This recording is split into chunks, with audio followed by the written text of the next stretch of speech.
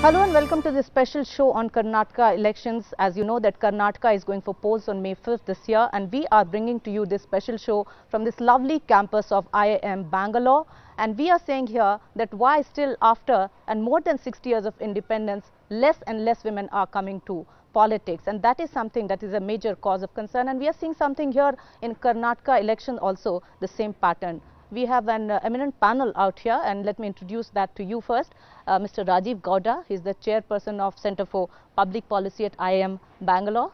Suma is associated now with the Congress party, and we have Falguni Rajput associated with the NCP. Swaha is a research assistant with the IIM Bangalore Centre for Public Policy once again. And we must also tell you, we tried calling the representative from BJP. She could not attend, but still we'll trying to continue the discussion here. First of all, Mr. Gowda, you started here at IIM a very interesting course on women in leadership. Tell us more about that. Well, if you look at the numbers, that the same issues that are causing you concern, the most underrepresented group in Indian politics are women. And typically in assemblies and parliament, they're about 8–9% across the country. And so if we need to change this, if we need to provide better representation, then we thought at IIM Bangalore that we really need to come up with some interesting courses that empower women to do even better on their own. You know, we do have proposals to bring in reservations for women at the assembly and parliament level. We already have in some states like Karnataka 50% reservations for women at the local body level. Yes. So we thought we would also be ahead of the demand. Before the reservations come in, let us work with a large number of women candidates and get them ready so that they can go out there and outcompete men. What do you think are the real problems for women coming to politics? What are these hurdles that you face as a person who's been now in politics for some time? As women, as the species itself gives more importance to family and their responsibilities towards like their so do you think coming on your own in politics as a woman is really a hurdle in terms of getting out there first and then trying to prove yourself, isn't it? Yeah, I believe that probably women, actually politics, when women thinks about politics, they say politics is something which is dirty, but whereas we need to actually take up that initiative and come ahead. It is actually not dirty. It is a mindset of people that we say it's dirty. And I believe if they once come into politics and start working the way they, the way actually we really have to do, I think we can really make it. So what does the study finds? I mean, what do you think are the real problems that women still face? I mean, especially I would say in a place like Karnataka, as Mr. Gowda was saying, there's so much, there should have been so much space, but still I see that minimal presence in all political parties as far as women candidates are concerned. Well, I think after having helped out with this program, I realized that most women aren't even aware that there's potential for them out there to actually be part of the political process. So this program that way at least addresses that aspect, because it puts this idea out there that women are capable of being politicians. So I think that's the first issue, that women aren't even aware that they can actually don the role of a politician. So yeah, and all across, and even as I was saying that after so many years, and why do you think, especially I would talk now about Karnataka, that we don't even have either ever a woman chief minister or woman deputy chief minister, or woman home minister, I mean any senior position, and women are not there? Well, nationally and across the states, there is no shortage of outstanding women leaders, even leaders with tremendous authority. So that's not really, it's not, there's no shortage of role models in some sense. But within the system, there have been many women who have risen to, important positions, but certainly haven't broken the, the barrier of becoming the chief minister or something of that sort. This is, this is all, it's a very, very competitive world out there. And many of the people who've come in have come in because they are related to, many other political leaders and things like that. And, but you do see everywhere opportunities for more women, especially through the Panchayati Raj system. Many of our graduates are who are part of the Women's Leadership Program. One of our graduates became president of the Zilla Parishad in Chamarajanagar. Another was already, Tumkur Zilla Parishad president. The person who was supposed to join us from the BJP may well be the next mayor of Bangalore. Bangalore. So they are getting a chance at the levels where reservation already exists. But it's very right? slow, isn't it, Ms. Suma? I mean, how would you look at this whole process of women first getting out there? The process is very slow, and also, what kind of problems do you face when you join a party and finally become a part of it? As she's told, women feel that it's dirty politics, but it's only when you enter, it's like women can actually do good, and women are more capable of doing good than men, I say, because we can see through history women have proved. What is that vulnerability? You need to be working hard, you need to be more focused. Like, you need to be knowing what you're doing. Like, just randomly entering politics and doing just Mr. Gowda, you want to say something? This vulnerability factor, what is it? It kind of makes me curious, actually. Vulnerability comes from many different dimensions. It could be your charisma, it could be your caste, it could be your, otherwise, it could be money, power. All these factors affect vulnerability. Just a method to prevent more and more women from coming not at all. I mean, in this same constituency, previously, we had a television anchor who, just like you, a television anchor who contested against the former Prime Minister and defeated him. And she was new to politics, had no family members in the system. So in that sense, the fact that, she was able to break in suggests that it is possible. No, I want to point out what the day-to-day life of a politician means: spending a lot of time in the field, resolving problems, spending time Why with can't other... a woman do that? No, spending time with other politicians.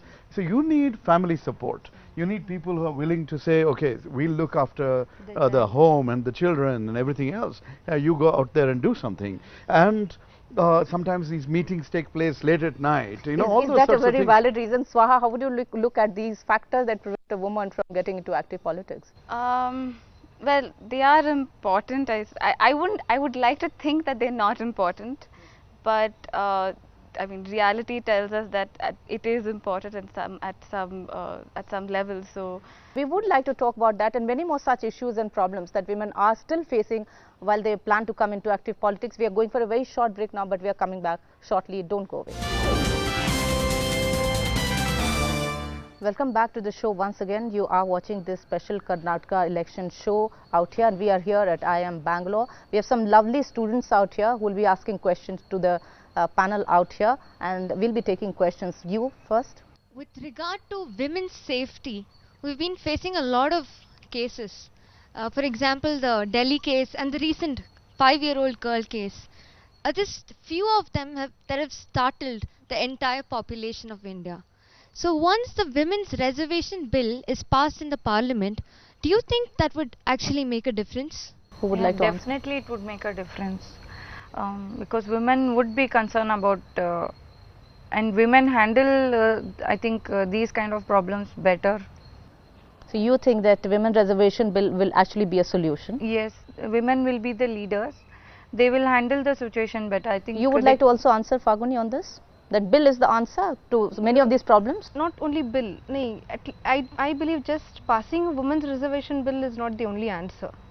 We need to actually be very sensitive towards the issue. The judiciary and the legislature need to work more on where law is concerned, where enforcement of law is concerned. That is what I believe. To some extent, this may be a result of societal attitudes, right? Rape and things like that is not just about sexual violence; it's also about power and various other kinds of things.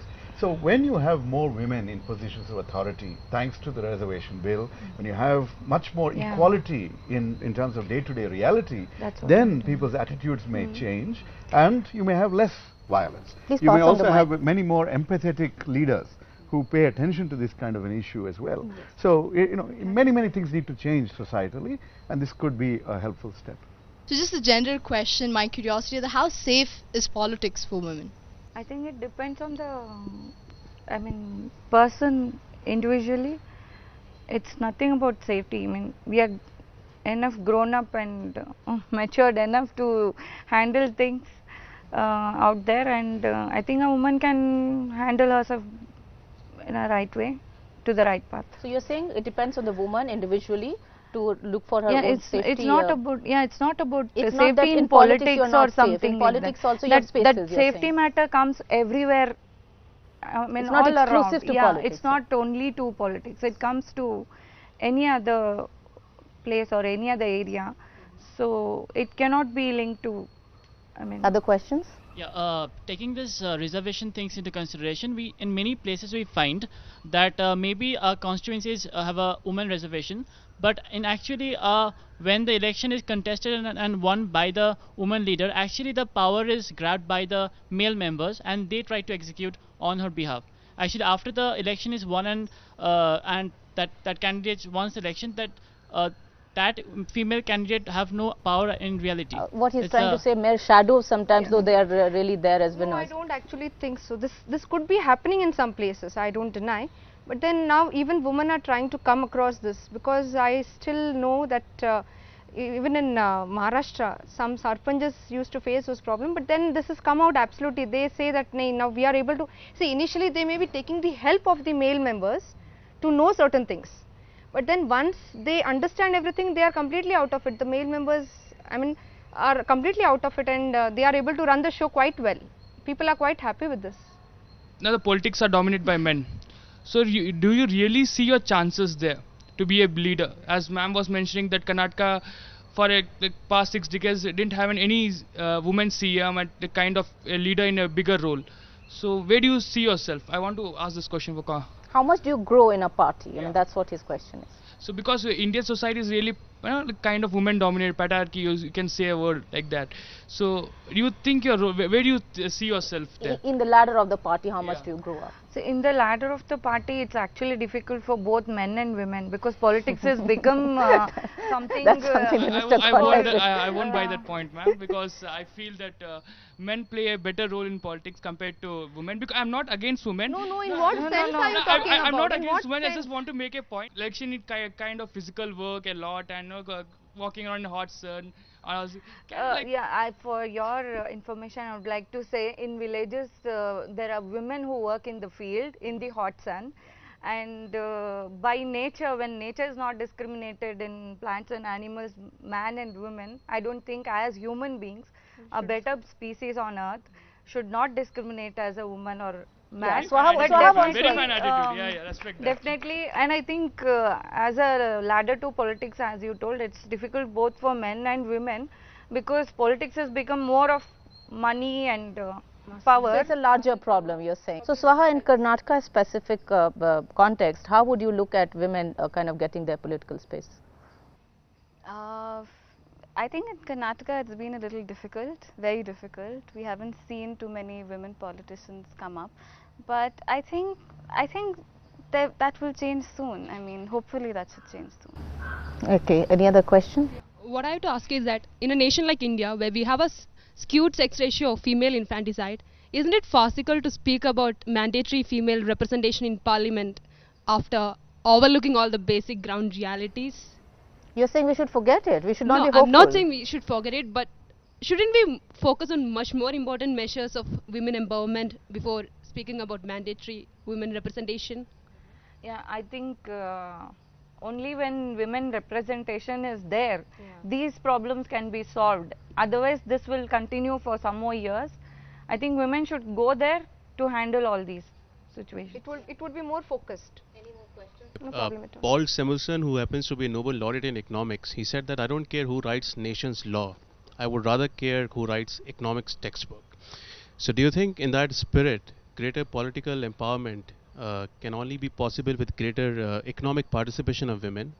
That is number one. And number two, would you also foresee that just like we are going to have reservation in politics for women, should we also have reservation in workplaces for women in the economic participation? A lot of points that we've all been talking, but you can also say something. We're giving you a chance as well. Certainly, in the US you have affirmative action. The whole, and affirmative action is not just in politics, it's actually, or it's more in the private sector. It's across the board, right?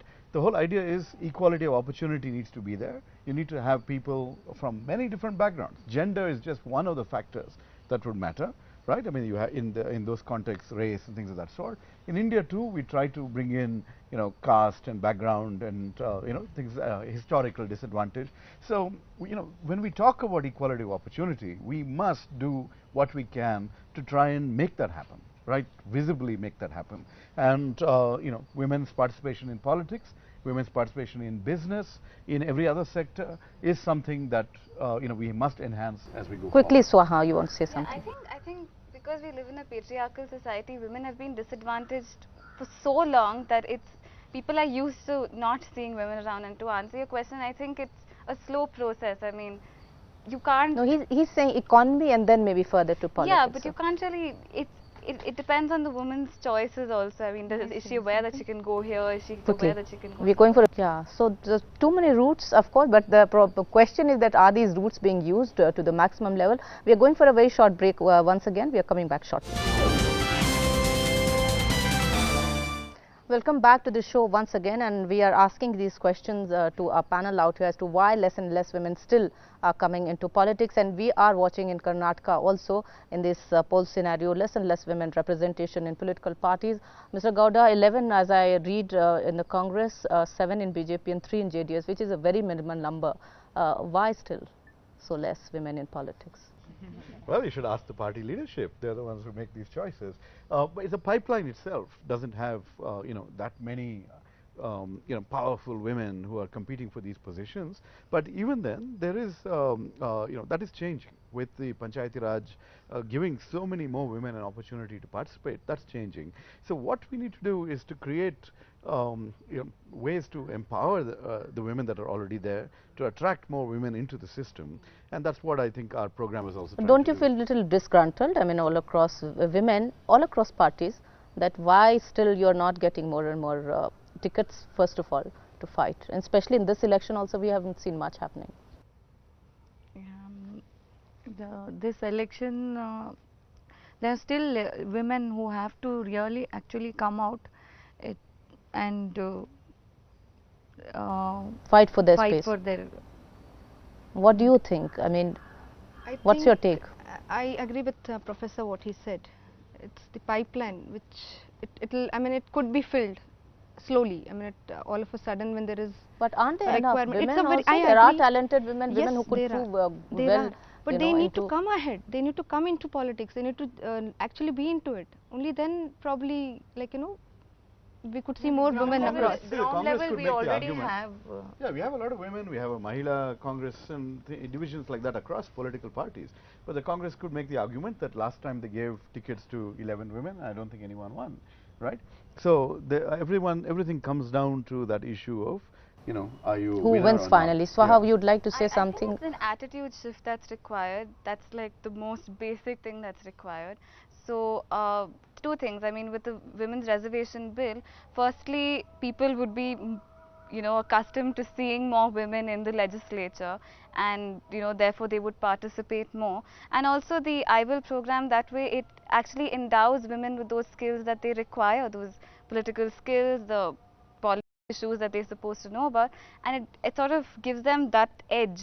So when they go out there, they would be prepared, and at least having the knowledge and skills is one thing. Then they'd be able to, face that challenges. Though the representative from BJP is not here, but I would like to kind of still pose a question. Sushma Swaraj said that even the woman general secretary is not there in BJP, and BJP as a political party has now actually worked on having 33% reservation for women.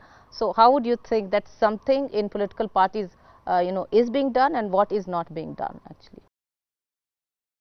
I mean, in terms of a step that, let's say, this is one short example that's coming to me about one party. See, from what I have observed in the Congress, there is a lot of balancing that takes place, right?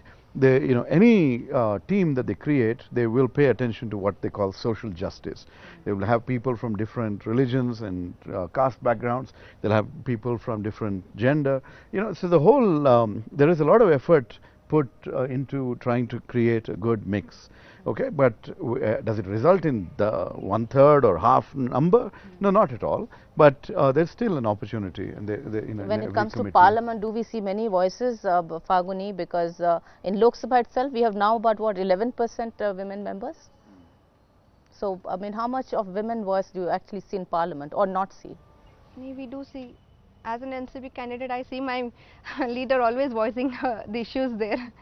So probably. I think in There are- Parliament there's a hierarchy in the party itself who gets to speak about what issue. So that makes a big difference, you know, to not only Do you think women but also do you think men also. take all the space largely? I really don't know if it's a gender. I'm sure there is a gender dimension to this, but I think I think it's also a party hierarchy issue. You know, depending on how well up you are in the party, and depending on what area that you've been told to speak about, that's how things are decided. You know. In You want to Parliament. say something?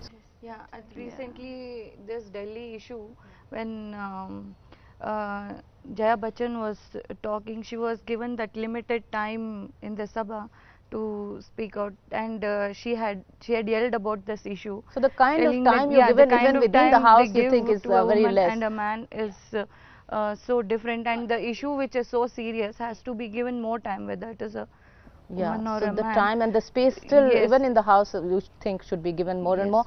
more. I would like to ask you about this whole program, the idea as to how it came about, where you have women who are studying politics here. Okay, see, at the Center for Public Policy, our agenda is to improve governance. Historically, we worked on training the bureaucrats, and when I took over, I basically said, if you want to improve governance, you've got to work with the political class. So we've worked with, we've done numerous MLA workshops for people from around the country, and then we said, okay, how do we do something that is much more radical? How do we nurture another new generation of politicians? And so with Women's Reservation on the anvil, we said, let's focus on women politicians and create, help build and empower a cadre of women who will be skilled in political skills, in policy knowledge, who develop themselves personally and who would have a perspective, a lot of practical experience. And so we tried that out. The first batch went really well, and we're hoping to have the next batch in a month or two. That's something, news which could encourage a lot many. Ms. Falguni, what would you say about these crimes against women? How many political parties do you think are serious in taking up this as an issue, as far as, working on these issues are concerned? They are actually working, but it again depends, like, in fact what happens is just only political party is working all over cannot do. I mean, just the legislative working on passing the bills is not enough. It is again the judiciary, it is again the society which really needs to understand the situation, and I mean, we need to really grow up, and we need to know, actually address the situation well and somehow find a solution for it. And before quickly that I wind up, Swaha, do you think that at the local bodies level, I think women are doing fairly well here in Karnataka, but how would you see the road ahead? I mean, as to what it looks like as far as women leadership is concerned? Well, a lot of states have reservation for 50%, women's reservation 50%. So it's an equal representation from both sides. So in that sense, I think it's a slow process. It will take time, but I think that's happening. So especially in Karnataka, you have any last word on that? Yes, I do see that in the future, if reservations come in for the assembly and parliament, you will have a revolution. You'll have a large number of women in the system.